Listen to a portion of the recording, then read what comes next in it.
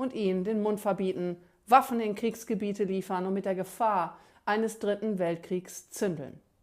Es wird ein harter Wahlkampf sein und es wird auch hässlich werden. Unsere Gegner wissen, dass wir nicht nur leere Versprechungen abgeben, sondern auch ernst machen werden, wenn wir an die Regierung kommen. Sie werden ihre Brandmauer, ihre Blockade, mit der sie ihre schwindende Macht.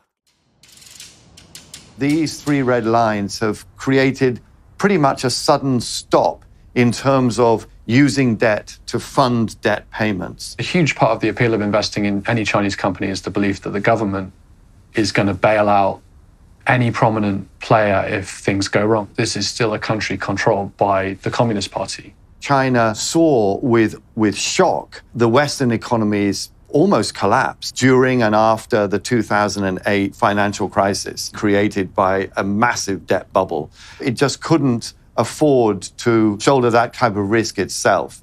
The government is taking a particularly negative view on excessive leverage. Evergrande is the poster child for excessive leverage. The Chinese property market is a bit like a game of Jenga. The wealth management investors, offshore bondholders, banks, you've got the local governments that sell land to Evergrande and need it for financing. You've got the central government that's trying to control leverage in the economy, trying to control the economy. You've got ordinary citizens who are buying homes from Evergrande and other developers. You've got construction workers who rely on Evergrande for their income. A whole supply chain of companies, namely China and Russia, are rapidly expanding their financial and political influence across Africa. They are deliberately and aggressively targeting their investments in the region to gain a competitive advantage over the United States. China uses bribes, opaque agreements, and the strategic use of debt to hold states in Africa captive to Beijing's wishes and demands. Its investment ventures are riddled with corruption.